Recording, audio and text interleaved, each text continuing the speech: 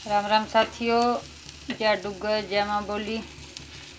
आज साड़ी गुड़िया रानी कलाड़ी लगी बनाना। साढ़े इलाके दियां मशहूर कलाड़ियाँ, देसी प्योर,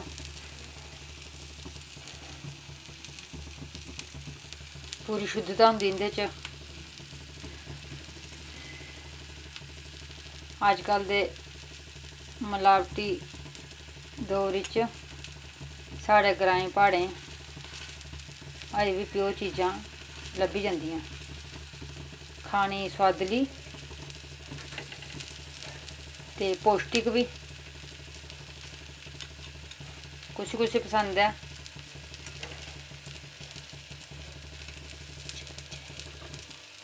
साढ़ी गुड़िया रानी बड़ियां प्यारियां न। एह्दी रोज़ै दी फरमाइश होंदी कि पापा जदूं भी आगे तुस कलाड़ियां लेइयै आएओ, ओह् बी लाटे घरै दियां।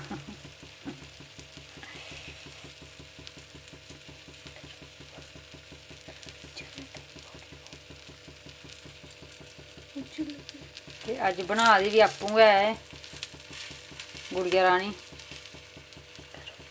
दिक्खने भला कनेही बनांदी ऐ। अ'ऊं ते चक्खियै दिखगी, तुस दिक्खियै गै सोआद लाई लैएओ।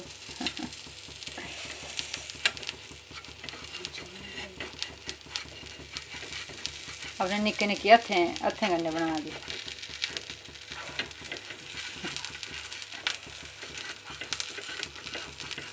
बिच थोह्ड़ा लून बी बोआली लैचै एह्दे उप्पर,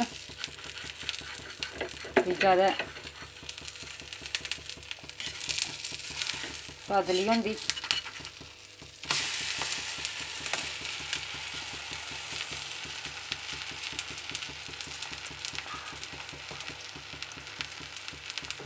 कुड़ी आखा दी इसी दिक्खियै मूंहे च पानी आई गेआ। हून तुस सनाओ कुत्थै कुत्थै मूंहे च पानी आई गेआ, इत्थै लगी पे सोआद लग्गना। अज्ज पढ़ले न्हारी बड़ा मश्हूर ऐ कलाड़ी कुल्चा होई गेआ।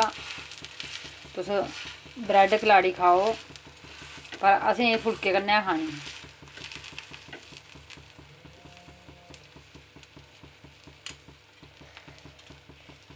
आओ कदें बी साढ़े लाटी ते तुसेंगी कलाड़ियां खलाचै।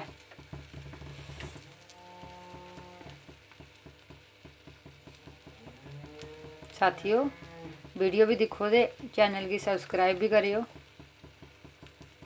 ते मेद करनी आं तुसेंगी पसंद आई होग साढ़ी एह् डिश स्पैशल डोगरें दी, प्हाड़ियें दी डिश ऐ एह्।